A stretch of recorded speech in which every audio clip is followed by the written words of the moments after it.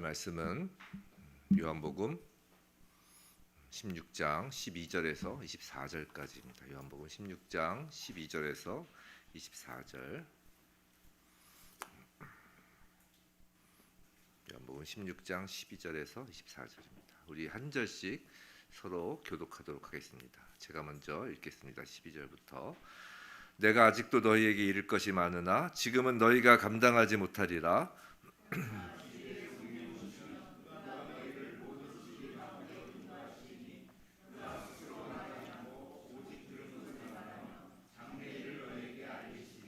그가 내 영광을 나타내리니 내 것을 가지고 너희에게 알리시겠습니다.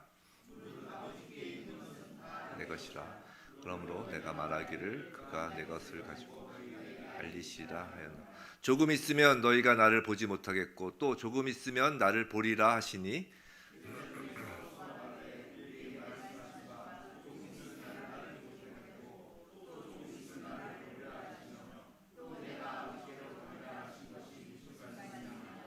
또 말하되 조금 있으면이라 하신 말씀이 무슨 말씀이냐, 무엇을 말씀하시는지 알지 못하노라 하거늘 예수께서 웃고자 묻지 못하겠고 내가 진실로 진실로 너희에게 이르노니 너희는 곡하고 애통하겠으나 세상은 기뻐하리라. 너희는 근심하겠으나 너희 근심이 도리어 기쁨이 되리라.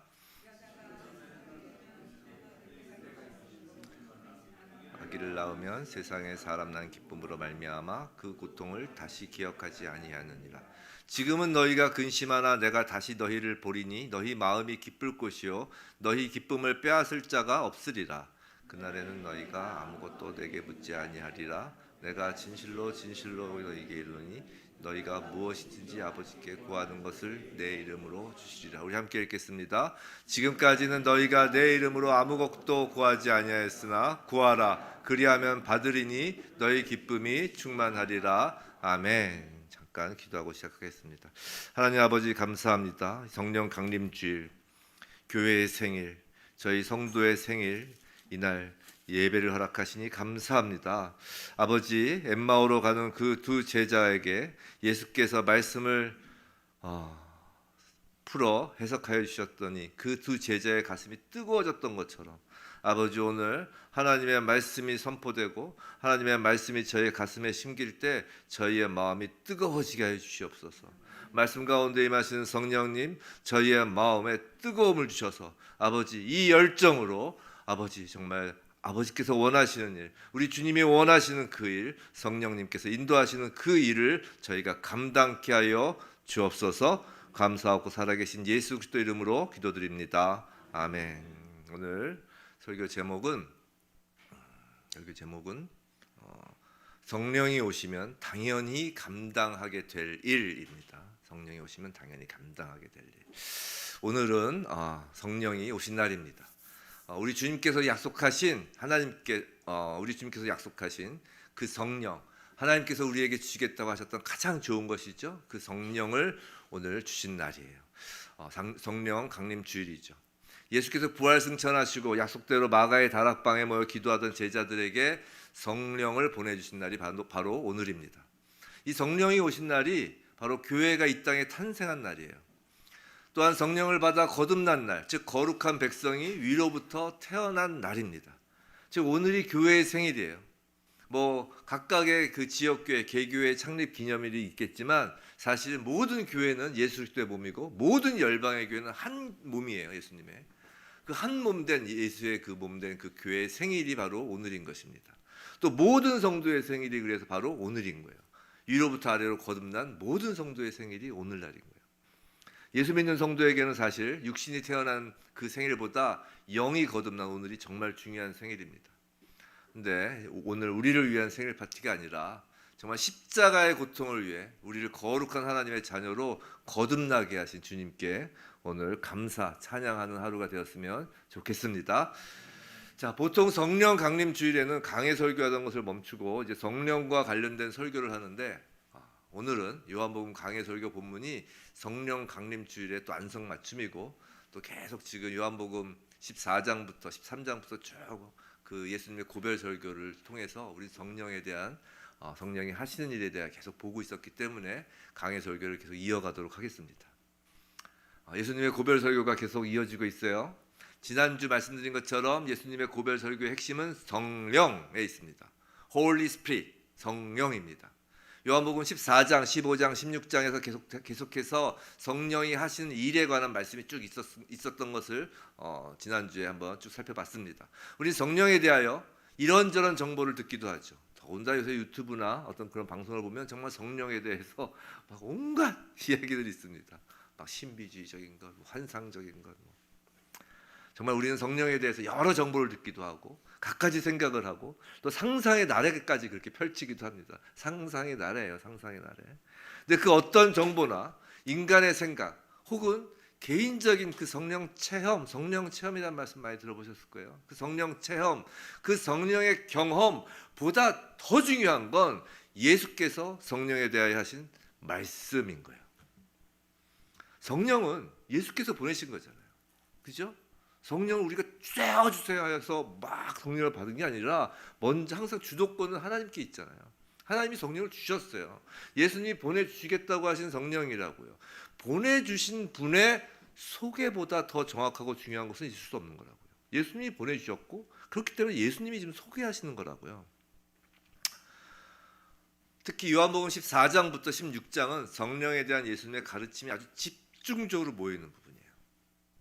우린 지금 그 부분을 보고 있는 것인데 아마 오늘이 이 예수님의 성령 소개에 대한 마지막 부분이 될 거예요. 이 마지막이라는 건 결론에 해당한다는 것이고 성령이 하시는 일 중에 가장 클라이막스가 되는 거라는 것이죠.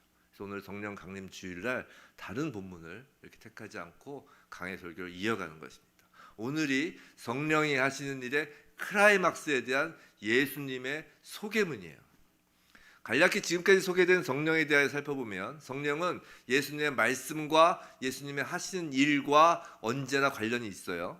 내가 너희를 사랑한 것 같이 너희는 서로 사랑하라는 예수님의 계명과 성령은 관련이 있었어요. 예수님의 십자가 사역과도 관련이 있었죠. 그리고 너희가 내 안에 내 말이 너희 안에 거하는 것과도 관련이 있었어요. 그것이 성령이 어떻게 관련을 우리와 짓냐면 성령은 우리로 하여금 예수의 형상을 닮아가는 성령의 열매를 맺게 하신 거예요. 서로 사랑하라라는 그 일을 통하여 성령의 열매를 맺도록 성령님이 일하십니다. 또 예수님의 십자가 사역과 관련이 있는 것은 우리가 성령을 통하여 자기를 부인하여 우리에게 주신 그 자기 십자가를 지는 것이 성령을 통해 가능하게 했어요. 또한 마지막 때 환난과 핍박 가운데서도 성령이 세상을 고소한다고 하였죠. 지난주 설교 말씀이었죠. 성령이 세상을 고소하기 때문에 성도는 그 환난과 핍박 가운데서도 설사 출교와 죽음을 당할지라도 평안할 수 있다라는 것이 이제 성령이 하시는 일이라는 것이에요. 그것까지 지난주에 배웠습니다. 그런데 성령의 그 궁극적인 목적이 무엇일까? 지금까지 쭉 이어온 그 성령이 하시는 일, 그 성령이 하시는 일의 궁극적인 목적이 무엇일까라는 것입니다. 우리에게 성도에게 무언가를 해주는 것이 성령의 궁극적인 목적일까라는 것이에요. 우리에게 무언가를 해주시는 그 성령의 일은 중간 단계로서의 어떤 목적이 될 수는 있지만 성령이 우리에게 무언가를 해주시는 그것 자체가 최종 목적은 아니라는 것입니다. 우리 한번 생각해 보세요. 아들 예수 그리스도의 궁극적인 목적은 무엇이었나요? 그건 아버지의 영광이었어요. 우리 신앙생활하면서 늘 이걸 잊으면 안 돼요. 우리가 자꾸 이걸 깜빡 까먹기 때문에 이상한 길로 빠지는 거예요. 예수님은 아버지의 영광을 위하여 이 땅에 오시고 예수님에게 맡겨주신 모든 그 일에 순종하셨던 거예요. 그럼 성령의 궁극적인 목적은 무엇일까요? 이것도 어렵지 않아요. 오늘 본문 14절이었어요. 그가 내 영광을 나타내리니, 즉 예수 그리스도의 영광이 성령의 궁극적인 목적인 거예요. 오늘 예수님의 성령에 대한 가르침의 최종판은 바로 예수의 영광을 위한 성령인 것이에요. 예수의 영광을 위한 성령. 아들은 아버지의 영광을 위하여, 성령은 아들의 영광을 위하여. 이게 계층이 있다는 것이 아니라 이렇게 서로의 영광을 위하여 삼위가 하나가 됐다는 거예요. 삼위일체가. 아버지 하나님이 내 영광을 위하여, 아들이 내 영광을 위하여, 성령이 내 영광을 위하여가 아니라 서로의 영광을 위하여 일하신다는 것이에요. 그래서 성도가 나의 영광 이러면 벌써 아웃되는 거예요. 그럼 성도는, 신앙생활은 누구의 영광을 위하여 하는 건가요?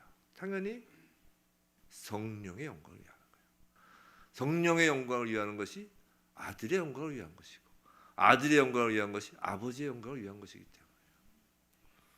성도 여러분, 여러분은 성령을 사모하시나요? 무엇을 목적으로 사모하시나요? 당연히 성령의 영광을 위하여 사모하는 거예요.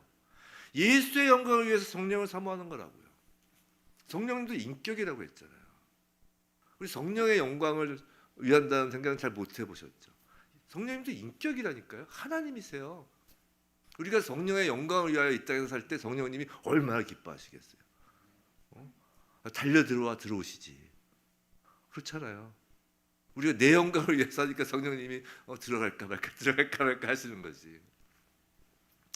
부디 오늘 성령 강림주일을 맞아 우리에게 오신 그 성령의 궁극적인 목적이고 성령의 일하심의 그 최종판, 예수의 영광을 위하여 일하는 그 성령 충만이 우리 모두에게 임하고, 우리 모두는 또 성령의 영광을 위하여 이 말씀을 행할 수 있는 우리 모두가 되길 주님의 이름으로 축원합니다.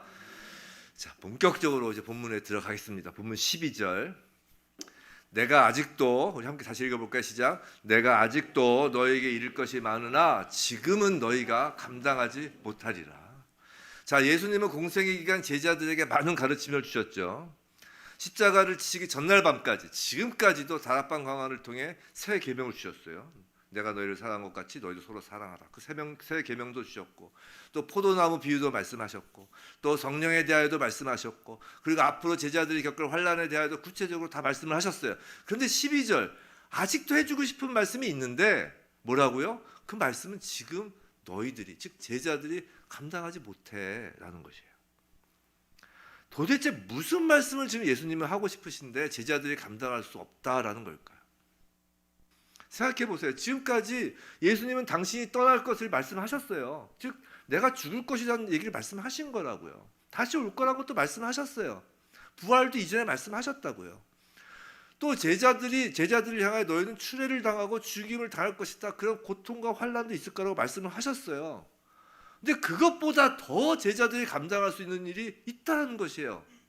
그게 뭘까 하는 말씀이에요. 감당할 수 없는 것. 제자들이 감당할 수 없는 것. 이것이 예수의 영광을 나타내는 최종판 성령의 일로서의 클라이막스가 되는 거예요.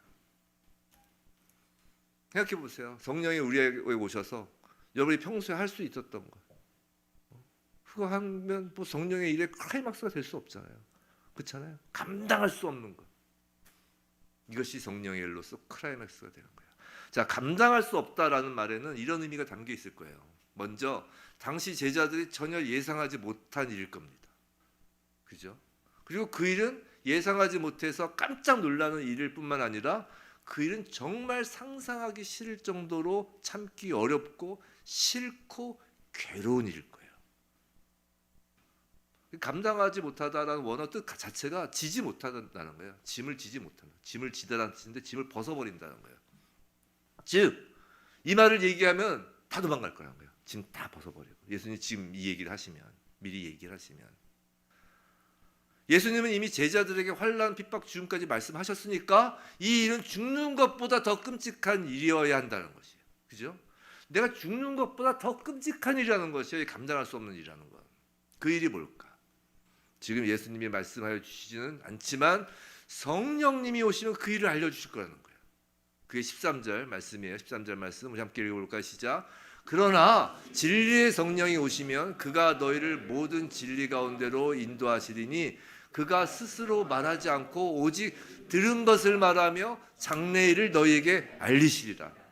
진리의 성령, 즉 하나님 아버지께서 보내신 성령이 오시면 진리, 즉 하나님 아버지의 뜻 가운데로 이제 제자들을 성령께서 인도하신다는 것이에요.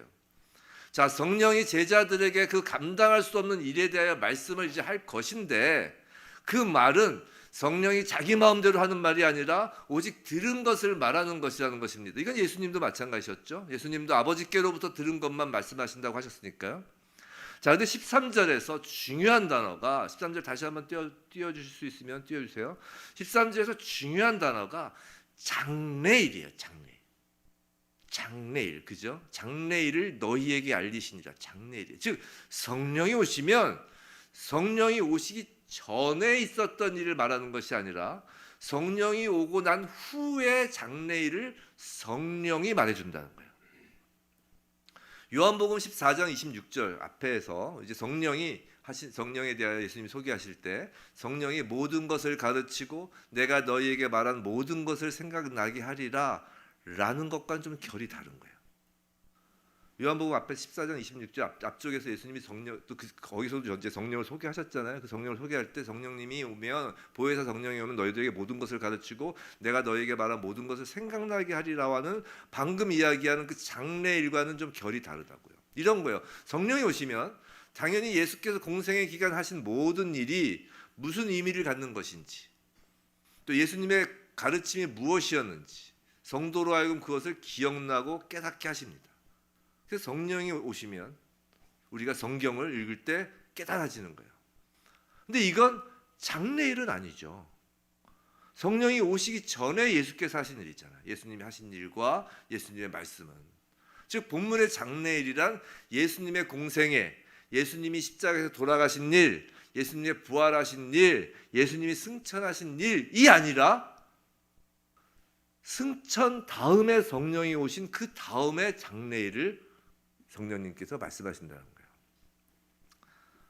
즉 제자들에게 예수께서 지금은 말씀하기 꺼리시는 말씀은 제자들이 감당할 수 없는 그 일이란 예수님의 십자가 죽음 이야기가 아니고요, 부활 이야기가 아니고 승천에 관한 말씀이 아니라는 거예요. 이게 이해가 안 되면 오늘 말씀을 이해를 못해요. 그 일이 모두 일어난 후 성령이 오시고 난 이후의 일에 관한 말씀이라는 거예요. 다시 말씀드리면 제자들이 받게 될 환난이나 죽음도 아니에요. 그건 이미 예수께서 말씀하셨어요.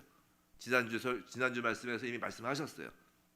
자, 계속해서 그럼 도대체 감당할 수 없다는 그 일이 무엇인지 추적해 보겠습니다. 14절 볼게요. 14절 함께 읽겠습니다. 시작. 그가 내 영광을 나타내리니 내 것을 가지고 너에게 알리시겠습니다. 자, 성령이 오셔서 말해줄 장래일로서 제자들이 감당할 수 없는 그 일은 예수의 영광을 나타내는 일이에요.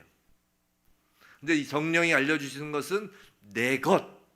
14절 다시 띄워주세요. 내 것. 즉 예수님의 소유와 관련된 거라는 거예요. 예수님의 소유, 내 것에 대하여 이제 좀 더 예수님이 알려주시는데 그 15절로 넘어가요. 15절 한번 읽어볼까요? 시작. 무릇 아버지께 있는 것은 다 내 것이라. 그러므로 내가 말하기를 그가 내 것을 가지고 너에게 알리시리라. 이게 다 지금 연관되어 있는 거예요. 다 한 절 한 절 끊어지는 게 아니라 오늘 본문은 쭉 연관되는 거예요. 자, 아버지께 있는 것 보세요. 띄워주세요. 아버지께 있는 것이 다 내 것, 즉 예수님의 소유라고 하시는 거예요. 그리고 그 예수님의 소유를 가지고 성령이 제자들에게 알려주시는 일이 바로 장래일이고 제자들이 감당할 수 없는 일이라는 것이에요. 자, 그럼 아버지께 있는 것이 무엇일까요?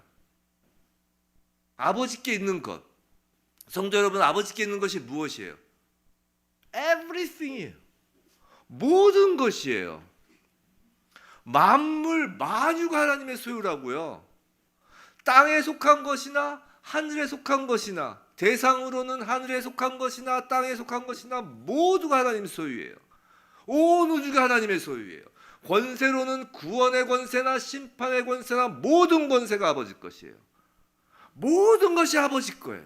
말 그대로 온 세상이 하나님 소유이고 온 세상이 하나님의 권세 아래 있는 거예요. 그리고 그 모든 것이 아들 예수 그리스도의 것이라니까요. 그리고 성령께서 오시면 이제 2000년 전 이스라엘 땅에 오신 그 공간의 한계와 그 시간의 한계 속에 있던 이스라엘 땅에 오신 예수 그리스도의 그 공생의 사역, 십자가 죽음과 부활을 기억나게 하시고 그 의미를 깨닫게 하시는데, 이제 그것을 뛰어넘어서 성령님은 그 모든 것을 가지고 장래일을 알려주신다는 거예요. 슬슬 이해가 되기 시작하실 거예요. 즉 그건 지역적으로, 공간적으로, 시간적으로 한정되었던 그 이스라엘 지방 2000년 전에 국한된 일이 아니라 앞으로 온 세상, 온 만유에 펼쳐질 장래일을 알려주신다는 거예요. 그리고 그 일이 지금 성령 받기 전에 제자들에게는 감당할 수 없는 거예요. 예수 그리스도의 영광을 나타내는 그 일이 제자들에게는 지금 감당할 수 없는 거라고. 성령을 받기 전이니까요. 이제 눈치를 좀 채셨나요? 지금 제자들에게 감당할 수 없는 일이란 이방인에게 복음이 전해지는 거예요. 이방인이 구원을 받는 일인 거라고요. 유대인 제자들로서는 상상도 할 수 없는 일이고, 이방인을 개라고 여겼던 그들로서는 그것보다 더 끔찍한 일이 없는 거예요. 생각해 보세요. 예수께서 부활하신 것을 눈으로 보았어요. 제자들이 부활하신 후에 부활하신 것을 눈으로 보고도 예수님이 승천하기 직전까지 제자들이 예수님께 물어보던 게 뭐였어요? 우리 언제 독립해요? 언제 이스라엘이라는 국가가 독립할까? 그걸 물어보던 제자들이라니까요. 부활한 예수님을 보고 나서도 변한 게 없어요. 제자들이 성령을 받기 전까지는 변한 게 없더라니까요. 부활하신 예수님을 보고 이제 승천하시 직전까지 우리 언제 독립하여라고 물어봤던 제자들이라고요. 성령이 오셔서 그들 앞에 펼쳐질, 이방인에게 복음의 문이 열리는 것을 성령이 알려주시기 전까지 그 일은 제자들에게 상상도 할 수 없고 생각하기도 싫은 일이고, 그 일을 자기네들이 감당한다는 건 절대 있을 수 없는 일이라고요. 가히 감당할 수 없는 거예요. 사랑하는 성도 여러분, 이것이 성령이 오시기 전과 성령이 오신 후에 가장 결정적으로 바뀌는 성도의 모습이에요. 성령이 오시기 전에도 구제할 수 있어요. 성령이 오시기 전에도 얼마든지 경건한 생활을 할 수 있어요. 교회 밖에 착한 사람 더 많아요. 하지만 성령이 오시지 않고는 절대 감당할 수 없는 일이 있으니, 그건 우리가 이방인처럼 여기고 복음을 전하기에 감당할 수 없다고 생각하던 사람들을 향하여 나가 복음을 전하는 거라고요. 성도 여러분, 예수님의 대위임령을 아실 거예요. 마태복음 28장 19절이죠. 그러므로 너희는 가서 모든 민족을 제자로 삼고 아버지와 아들과 성령의 이름으로 세례를 베풀고 내가 너희에게 분부한 모든 것을 가르쳐 지키게 하라. 볼지어다 세상 끝날까지 너희와 항상 함께 있으리라. 다 이제 아실 거예요. 아주 유명한 말씀이죠. 이게 예수님의 승천하시기 직전의 대위임령이에요. 그것을 마가복음에서는 마가복음 16장 15절에 또 이르시되 너희는 온 천하에 다니며 만민에게 복음을 전파하라. 믿고 세례를 받는 사람은 구원을 얻을 것이요 믿지 않는 사람은 정죄를 받으리라 라고 표현되어 있어요. 그 대위임령이 마가복음에서. 그럼 누가복음에도 있을까요? 누가복음 24장 47절, 이것도 승천하기 직전에 하신 말씀이에요. 또 그의 이름으로 죄사함을 받게 하는 회개가 예루살렘에서 시작하여 모든 족속에게 전파될 것이 기록되었으니 너희는 이 모든 일의 증인이다 라고 그 대위임령이 표현되어 있어요. 마태, 마가, 누가 공관복음에서 부활하신 예수님께서 제자들에게 마지막에 하신 그 공통적인 대위임령이라고요. 그런데 요한복음에는 없어요. 요한복음에서는 부활하신 예수님의 이런 대위임령이 나오지 않아요. 부활하시고 나서 이제 베드로에 가서 고기 구워주시고 내 양을 먹여라, 내 양을 쳐라, 그런 이야기 있어도 이런 이야기가 없어요. 대위임령이. 그럼 요한복음은 어디 있냔 말이에요. 그 정말 중요한 예수님의 그 대위임령이 바로 여기 있는 거예요. 오늘 본문 말씀이 그거예요. 성령에 의하여 제자들에게 알려질 장래일이라고 하신 것이 바로 그 일이라고요. 사랑하는 성도 여러분, 성령 강림주일은 성령이 임하여 교회가 탄생한 날이라고 했어요. 우리가 태어난 날이라고요. 오늘 본문은 바로 그 태어난 지상의 모든 교회가, 모든 성도가 앞으로 감당하게 될 일에 대한 말씀이라고요. 사도행전 1장 8절에 그런 말씀이 있죠. 유명한 말씀. 오직 성령이 너희에게 임하시면 너희가 권능을 받고 예루살렘과 온 유대와 사마리아와 땅끝까지 이르러 내 증인이 되리라 하시니라. 잠깐 띄워주세요. 증인이 되어라가 아니에요. 증인이 되리라예요.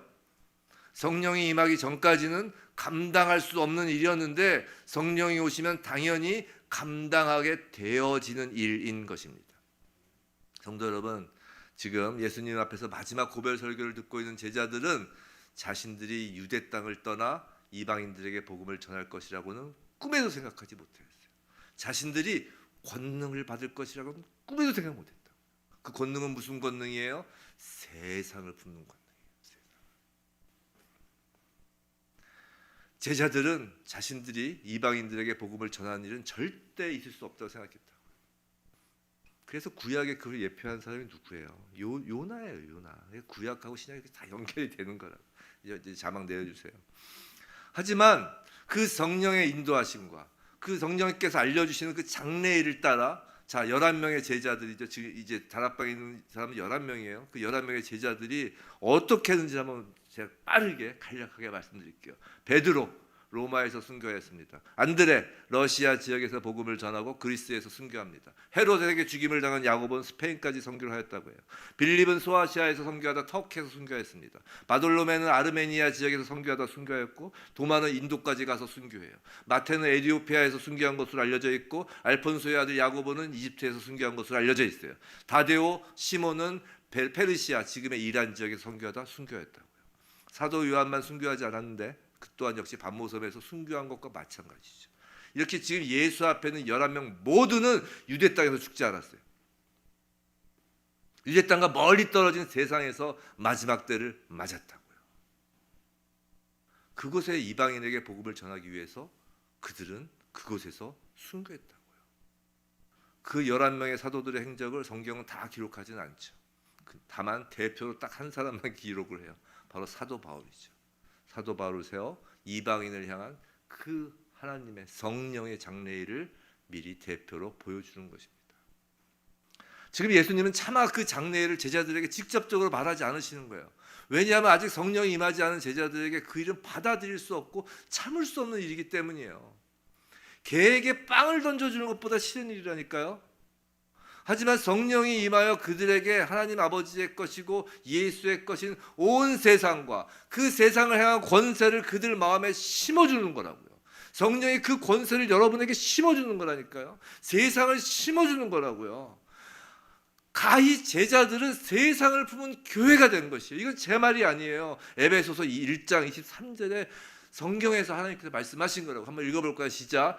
교회는 그의 몸이니 만물 안에서 만물을 충만하게 하시는 이의 충만함입니다. 이게 그 말이라고요. 성도 여러분, 여러분은 예수 그리스도의 몸이에요. 예수 제자 공동체는 성령을 받아 교회가 되었다고요. 그 교회는 세상의 모든 것을 소유하신 예수의 몸이 된 거라고요. 그래서 교회는 세상에 대한 예수의 권세를 품은 것이에요. 권능을 품은 거예요. 예수의 소유인 온 세상을 품었기 때문에 그 세상을 향해 나아갈 수밖에 없는 게 교회라고요. 여러분은 하나님 아버지의 것이 예수의 것인 것처럼, 예수의 것이 성령의 것인 것처럼 성령의 것이 여러분의 것임을 믿으시기 바랍니다. 계속해서 본문을 보겠어요. 16절. 조금 있으면 너희가 나를 보지 못하겠고 또 조금 있으면 나를 보리라 하시니. 이제부터 졸면 안 돼요. 이제부터 조시면 진짜 이대한 이야기들을 막 엉키기 시작합니다. 자, 16절 갑자기 예수님께서 매우 아리송한 말씀을 지금 하세요. 그죠? 이 구절은 예수님의 십자가 부활, 죽음과 3일 만의 부활로 쉽게 읽혀지는 구절이에요. 16절 뛰어나 보세요. 그죠? 조금 있으면 나를 보지 못하겠고 또 조금 있으면 나를 보리라. 보통 이걸 이제 죽음과 3일 후에 부활로 이제 읽힌다고요. 뭐 그렇게 읽어도 반드시 틀렸다고 할 수 없지만 지금 성령의 일을 말씀하시다가 갑자기 예수님의 죽음과 부활을 말씀하시는 건 좀 생뚱맞다 싶죠. 그리고 이후에 나오는 말씀의 문맥과도 좀 어색해요. 오늘 설교 본문의 마지막 구절이 24절인데 바로 그 다음, 그러니까 오늘 설교 본문 맨 마지막 바로 다음 구절은 25절을 보면 이런 말씀이 있어요. 16장 25절 한번 읽어볼게요. 시작. 이것을 비유로 너희에게 일렀거니와 때가 이르면 다시는 비유로 너희에게 이르지 않고 아버지에 대한 것을 밝히 이르리라. 자, 24절까지 오늘 본문까지 예수님께서 비유로 무언가를 말씀하셨다는 건데, 그런데 때가 이르면 비유가 아니라 밝히 드러내시겠다는 거죠. 근데 그 때라는 건 바로 성령이 임하는 때인 거거든요. 자, 이런 거예요. 예수님은 제자들에게 무언가 하실 말씀이 있어요. 뭔가 말씀하고 싶어 죽겠어요. 근데 그 말을 지금 너희가 감당할 수 없을 거라고 지금 하신 거라고요. 12절에서 그렇게 말씀하셨죠. 그럼 그 말을 지금 예수님께서 하고 싶다는 거예요? 하고 싶지 않다는 거예요? 내가 정말 너에게 할 말이 있는데 너희가 감당 못해 라는 이 말은 지금 예수님께서 말을 하고 싶다는 거예요? 하기 싫다는 거예요? 생각해 보세요. 우리가 어떤 비밀을 누군가에게, 내가 이제 우리 한영호 목사님께, 목사님 제가 비밀이 있는데요. 목사한테 말하면 안 되는데 계속 이런단 말이에요. 지금 말하고 싶다는 거예요, 하기 싫다는 거예요? 하고 싶다는 거죠. 말하기 싫으면 아예 그런 말도 꺼내지 않잖아요. 지금 그런 거라고요. 지금 예수님은 나중에 성령님이 직접적으로 밝히 드러내어 제자들에게 알려줄 그 장래일을 말하고 싶어서 입이 간질간질하신 거예요. 근데 감당하지 못할 게 뻔하니까 제자들이. 그럼 지금 이 자리에 단합해서 다 박차고 나갈 것 같으니까, 예수님 지금 십자가 지기 전인데 십자가 지기 전에 벌써 다 도망갈 것 같으니까 말씀을 못 하신다고요. 그래서 이제 간접적으로 돌려서 비유로 말씀을 하시는 거예요. 그것을 말씀하시라고 지금 16절 말씀 다시 한번 띄워봐 주세요. 이 16절 말씀, 이 말씀을 예수님은 지금 밑밥으로 딱 깔고 계신 거라고요. 너희가 나를 보지 못하겠고 또 조금 있으면 나를 보리라. 이것은 밑밥으로 까신 거예요. 아니나 다를까 이제 제자들이 그 밑밥에 이제 걸려들은 거예요. 이제 의구심을 품는 것이. 이게 17절 18절이 한번 보세요. 17절 18절. 이게 제자들이 하는 말이에요. 제가 빠른 속도로 읽어드릴게요. 제자 중에 서로 말하되 우리에게 말씀하신 바 조금 있으면 나를 보지 못하겠고 또 조금 있으면 나를 보리라 하시며 또 내가 아버지께로 가미라 하신 것이 무슨 말씀이냐 하고 또 말하되 조금 있으면이라 하신 말씀이 무슨 말씀이냐 무엇을 말씀하시는지 알지 못하노라 하거늘. 1.5배로 했습니다. 이게 제자들의 말씀이 이렇게 빨리 한 거예요. 이렇게 제자들이 이렇게 서로 웅성웅성한 거예요. 그죠? 밑밥에 걸려든 거예요, 제자들이. 무슨 말씀이지? 이제 예수님은 기다렸다는 듯이 그래서 말씀을 이어가시는 거예요. 이제 19절입니다. 예수님 말씀이니까 우리 함께 읽겠습니다. 시작. 예수께서 그 묻고자 함을 아시고 이르시되 내 말이 조금 있으면 나를 보지 못하겠고 또 조금 있으면 나를 보리라 함으로 서로 문의하느냐. 자, 너희가 궁금하냐? 알려줄까? 라고 지금 하시는 거예요. 자, 이제부터 예수님은 설명을 하시는데 밝히 드러나게 하시진 않아요. 지금의 제자들은 감당할 수 없을 것이기 때문에 밝히 드러나게 안 하신다고, 비유를 하신다고 했잖아요. 자, 이제 잘 보세요. 조금 있으면 나를 보지 못하겠고 조금 있으면 나를 보리라. 제가 주목을 2개 주었어요. 조금 있으면 나를 보지 못하겠고 또 조금 있으면 나를 보리라 라는 말씀에 대한 설명을 이제 하시겠다는 거 아니에요. 그죠? 예수님께 내가 설명해 줄게. 그 얘기를. 그 설명이 이제 20절부터 22절까지 쭉 나오는 거예요. 20절, 21절, 22절 보시면 성경책 있지만 쭉 눈을 한번 훑어보세요. 보시면 예수님은 2가지 상황을 대비하고 계세요. 공통적으로 나오는 단어가 근심, 또 하나는 기쁨이죠. 근심, 기쁨. 지금 무엇을 설명하는 것이라고요? 조금 있으면 나를 보지 못하겠고 또 조금 있으면 나를 보리라를 설명하는 거예요. 조금 있으면 나를 보지 못하겠고 근심, 조금 있으면 나를 보리라 기쁨인 거예요. 이제 성경이 읽혀지실 거예요. 이제 이렇게 읽으면 20절 볼게요. 내가 진실로 정말 진실이라는 거예요. 반드시 일어날 것이라는 거예요. 너에게 이르노니 너희는 곡하고 애곡하겠으나 근심 세상은 기뻐하리라. 여기서 문장이 하나 딱 끝나요. 그 헬라어 원어 성경을 보면 20절부터 22절까지 딱 4가지가 딱 문장이 탁탁탁 나뉘어요. 너희는 곡하고 애통하겠으나 세상은 기뻐하리라. 이게 한 문장이에요. 여기에서 자, 이제 조금 있으면 나를 보지 못하겠고 이것은 곡하고 애통하는 일이에요. 근심. 이게 되셨죠, 이제? 지금 조금 있으면 나를 보지 못하겠고는 곡하고 애통하는 일이에요. 그건 예수님의 십자가 죽음인 걸 말씀하는 건 맞아요. 확실해요. 그럼 반면에 조금 있으면 나를 보리라. 이것은 어디에 해당돼요? 세상은 기뻐하리라에 해당되는 거예요. 다시 너희는 곡하고 애통하겠으나 세상은 기뻐하리라. 조금 있으면 나를 보지 못하겠고 조금 있으면 나를 보리라. 이제 이해가 되셨죠? 조금 어리 쓰셔야 돼요. 그렇게 어렵지 않죠? 자, 무슨 말이냐면 너희는 곡하고 애통하겠으나 세상은 기뻐하리라 이 말씀에서는 무슨 말이냐? 세상이 그 기뻐하는 이유는 지금 예수가 죽어서 아이고 고소하다 잘 되었다라고 세상이 기뻐한다는 게 아니에요. 조금 있으면 나를 보는 그 일, 그것으로 세상이 기뻐한다는 거예요. 조금 있으면 나를 보지 못하겠고 너희는 근심하고 조금 있으면 나를 보겠다. 세상은 기뻐하리라. 이렇게 비교가 된다는 것이에요. 아직 잘 이해가 안 되시죠? 계속 말씀 이어가면 이제 알게 될 거예요. 자, 요 20장에서 후단부 너희는 20절에 후단부 너희는 근심하겠으나 너희 근심이 도리어 기쁨이 되리라. 이게 또 하나의 문장이에요. 자, 너희의 근심 이게 조금 있으면 나를 보지 못하고 있고 자, 그다음에 너희 근심이 오히려 도리어 기쁨이 되리라. 이것이 조금 있으면 나를 보리라. 이제 이게 이렇게 계속 가는 거예요. 23절까지 이렇게 계속 가는 거예요, 지금. 어렵지 않죠? 근데 솔직히 이해는 안 가죠. 지금까지 정확히 이해는 안 돼요. 이게 예수님께서 일부러 이렇게 말씀을 하셨다는 것이에요. 자, 하나 더 갑시다. 이제 이것을 결정적으로 설명해 주시는 게 바로 21절 이 비유예요. 21절 우리 한번 읽어볼게요. 시작.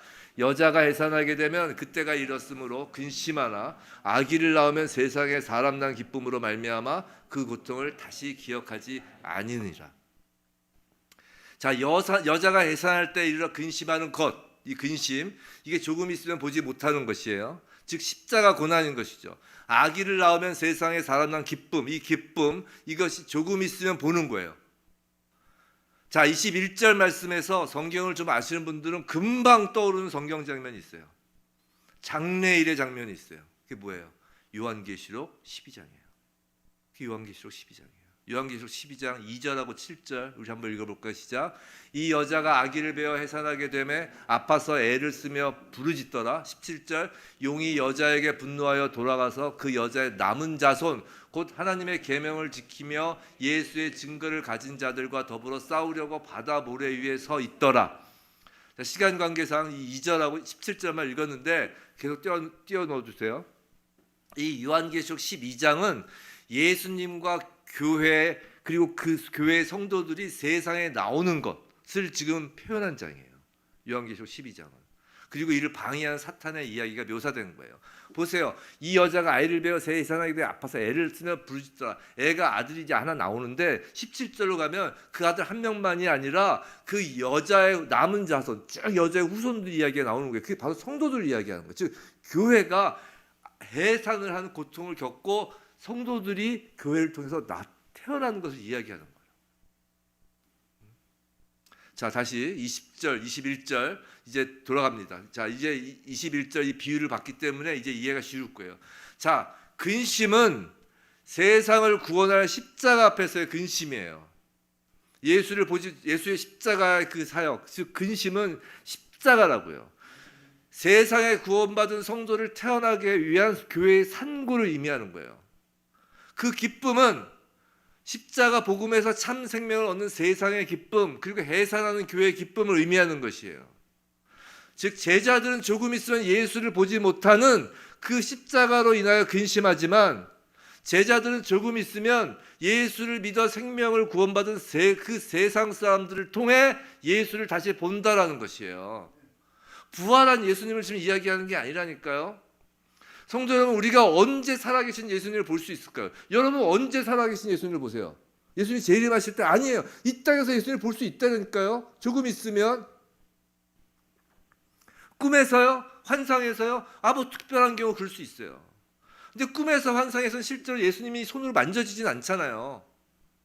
예수를 절대 믿을 것 같지 않은 사람이, 그 예수를 절대 받아들일 것 같지 않은 이방인과 같은 사람이, 그런 민족이 예수를 받아들이고 믿을 때 우리는 그 사람을 통해 예수를 보고 만지는 거라니까요. 그 기쁨을 아시냐는 말이에요. 제가 예전에 저희 큰 누님이 예수를 영접하게 된 스토리를 한번 말씀드린 적이 있을 거예요. 오늘 그걸 다시 풀 스토리를 하면 이제 1시간 더 해야 돼요. 그러니까 그건 이제 생략을 하시고 궁금하시면 제가 나중에 말씀을 드릴게요. 정말 절대 예수 믿지 않을 것 같은 분이셨어요. 그런데 그 큰 누님이 예수를 영접하게 되었을 때 그때만큼 예수님을 전 명확하게 본 적이 없어요. 하늘에서 금가루가 떨어진다고 해도, 병든 자가 벌떡벌떡 일어난다고 해도 저는 그 무엇보다 저희 큰 누님이 예수 믿게 된 그 장면에서 예수를 보았어요. 죽은 자가 아무리 벌떡벌떡 일어나도 예수를 보이지 못해요. 하늘에서 금가루가 떨어진다고 예수를 보이지 못해요. 안 믿는 자가 믿게 되는 모습을 봤을 때 예수를 보는 거라고요. 그 기쁨은, 그 모습을 본 기쁨은 천하를 가진 기쁨보다 더 큰 기쁨이라고요. 지금 예수님은 제자들에게 감당할 수 없는 일을 언급하시면서 두려움을 주려는 것이 아니라니까요. 다락방 강화는 처음부터 끝까지 사랑이고 위로고 격려예요. 예수님은 지금 너희 감당할 수 없을 텐데 라고 하면서 뭔가 초조하게 하거나 두렵게 하시려는 게 아니라 성령이 오면 얼마나 큰 기쁨, 천하 만물을 소유한 당신의 것을 다 주시는 그 기쁨을 성도들에게 주실 것을 지금 말씀하시는 거라고요. 그래서 성령을 사모하라고 말씀하시는 거라고요. 22절 보실게요. 22절. 지금은 너희가 근심하나 내가 다시 너희를 보리니 너희 마음이 기쁠 것이요 너희 기쁨을 빼앗을 자가 없으리라. 지금은 너희가 근심하나. 자, 지금은 예수께서 이제 십자가를 치면 근심하지만 예수님도 너희를 볼 거라는 거예요. 예수님도 복음을 전하는 우리를 보고 계신다는 것이에요. 기쁨 가득한 눈으로 예수님이 보고 계신다는 거예요. 예전에 성령을 통하여 삼위 하나님과 빙글빙글 돌며 춤을 추는 거 말씀드렸던 거 기억나세요? 막 춤춘다고 손잡고 복음을 전할 때마다 그렇게 우리는 삼위 하나님과 기쁨에 참여하는 것이에요. 예수님은 우리를 보셔서 기쁘고 우리는 복음을 전함으로 그 복음을 전하는 사람을 통하여 예수를 봐서 기쁘고 그렇게 하나가 돼서 기쁜 것이라고요. 그 기쁨은 빼앗을 자가 없다니까요. 지금부터 영원한 기쁨이라고요. 그렇게 춤추다가 새하늘과 새 땅 가서 춤추는 거라고요. 여기서 춤추던 게 그대로 올라가서 춤추는 거라고요. 주님과 함께하는 기쁨이 바로 그런 것입니다. 성령의 일에 대한 말씀이에요. 성령에 대한 일에 대한 말씀을 마치시며 예수님은 우리에게 그 충만한 기쁨을 약속하세요. 그런데 그 충만한 기쁨을 기도와 관련해서 이제 또 말씀을 하시는 거예요. 기도 23절, 24절인데 요한복음 강에 쭉 들어온 우리에게는 아주 익숙한 말씀이죠. 우리 한번 읽어볼까요? 시작. 그날에는 너희가 아무것도 내게 묻지 아니하리니 내가 진실로 진실로 너희에게 이르노니 너희가 무엇이든지 아버지께 구하는 것을 내 이름으로 주시리라. 지금까지는 너희가 내 이름으로 아무것도 구하지 아니하였으나 구하라. 그리하면 받으리니 너희 기쁨이 충만하리라. 자, 23절 보세요. 그날에는 언제요? 성령이 임하는 날에는 이에요. 성령이 임하면 성령이 모두 가르쳐 주세요. 그래서 누구에게 물어볼 필요가 없다고요? 내게 묻지 아니하리라. 예수께 물을 게 없다는 것이에요. 성령께서 예수님이 하신 일 다 가르쳐 주시고 예수님의 십자가 부활 승천이 무슨 의미인지 다 가르쳐 주시고 그리고 장래일까지 말씀을 하세요. 그리고 무엇을 기도할지도 성령님이 알려주신다는 거예요. 성령이 임하면 예수의 이름으로 예수가 원하는 것을 기도하게 된다는 것이죠. 자, 앞전에 계속 내 이름으로 구하면 무엇이든지 그 구하는 걸 들어줄 거다라는 말씀이 앞에서 몇 번 나왔어요. 그리고 그 좀 기억을 반추하면 그게 뭐였어요? 성령의 열매를 맺는 것에 대하여 무엇이든지 구하면 다 구해요. 예수님의 일을 하는 것에 대하여 구하면 무엇이든지 다 들어줄 것이다. 오늘은 뭘 거예요? 복음을 전하기 위하여 기도하면 다 들어준다는 거예요. 그 기도는 반드시 응답된다는 것이에요. 예수께서 기뻐하시는 일이기 때문이에요. 예수께서 우리를 보실 수 있는 길이기 때문이에요. 그렇게 감당할 수 없는 일이 복음을 전하는 그 감당할 수 없는 일이 성령이 임하면 기쁨이 충만한 일로 바뀐다는 것이에요. 사랑하는 성도 여러분, 성령은 하나님께서 우리에게 주신 가장 좋은 것이에요. 가장 좋은 것이에요. 성령을 받으면 기쁨이 충만한 것이에요. 세상이 주는 기쁨과 차원이 다르다니까요. 나 안 기뻐요. 맨날 안 기뻐요. 왜냐하면 성령이 알려주시는 장래일을 감당하지 않고 있기 때문에 그런 거예요. 기도를 안 해서 그런 거예요. 지금 기도하라는 거 아니에요. 복음을 전하는 일을 두고 기도하라는 거예요. 복음을 전하는 일을 두고 기도하시기 바랍니다. 성령 충만을 원하십니까? 누구에게 가서 복음을 전할지, 어떤 방식으로 전할지, 지혜를 달라고, 길을 알려달라고, 장래일을 알려달라고 할 때 성령 충만해지는 거예요. 그때 성령이 우리의 장래일을 알려주십니다. 여러분, 장래일을 알고 싶으세요? 무당한테 갈 필요 없어요. 이미 다 알려주고 계시다고요. 성령이 우리에게 장래일을 알려주시면 그 일은 감당할 수 없는 일이 아니라 감당되는 일이 되는 것이고 우리에게 기쁨을 충만케 하는 일이 되는 것이에요. 그 일을 위하여 제자들처럼 우리 그 2000년 전 그 우리 믿음의 선배 그 제자들 11 제자들처럼 자기 십자가를 지며 우린 근심할 수도 있는 거예요. 복음을 전하려면 근심할 수 있는 거예요. 내 십자가를 져야 되니까요. 자기 부인을 해야 되니까요. 성령의 열매를 맺혀야 되니까요. 그 근심되죠. 힘들어요. 하지만 조금 있으면 반드시 예수를 만날 거라는 것이에요. 예수의 영광을 드러내는 성령의 궁극적인 목적을 이루는 것이에요. 뭐가요? 전도요. 교회 부흥시키자고 하는 얘기 아니에요. 그냥 동네 교회 다니라고 하세요. 그 주소지인 동네 교회 다니시라고 할지언정 정말 그러지 마시고 그렇게 할지언정 복음을 전하라고요. 꼭 산지교회 와라, 소자교회 와라, 꼭 안 해도 돼요. 일단 전하세요. 예수 믿으세요. 예수 믿으세요.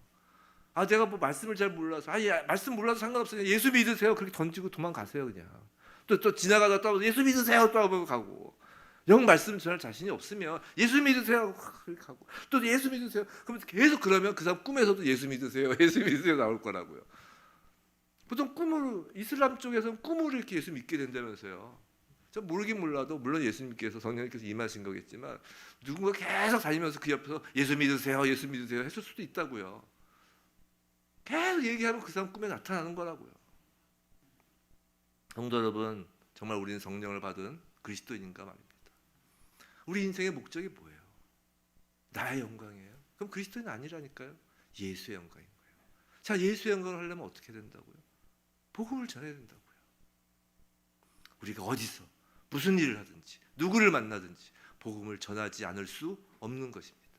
성령 충만해지면요 정말 걸어다니면서 예수 믿으세요 예수 믿으세요 하게 돼요. 실실 웃으면서 누가 뺨때리기를 때려도 그래도 예수 믿으세요 그렇게 된다니까요. 기도하면 그렇게 만들어 주세요. 복음을 전하는 것이 목적이에요. 이건 하나님께서 우리를 부려먹기 위함이 아니에요. 생각해 보세요. 하나님이 한꺼번에 동시에 하나님이 택하신 백성을 한꺼번에 구원 못하실 것 같아요? 그렇게 못하실 것 같아요? 하실 수 있어요. 시간을 초월하신 분이에요. 다 모여라. 그럼 모이는 거예요. 근데 왜 우리에게 복음을 전하라고 그 힘든 일을 시키시는 걸까요? 누구 좋으라고? 충만한 기쁨을 우리에게 주시기 위한 거예요. 그거 이외엔 기쁨이 없어요. 부디 감당할 수 없을 것 같았던 그 복음을 전하는 일을 성령께서 인도하심으로 정말 기쁨 충만한 일로 날마다 감당하는 저와 여러분 산지교회 소자교회 되길 주님의 이름으로 축원합니다.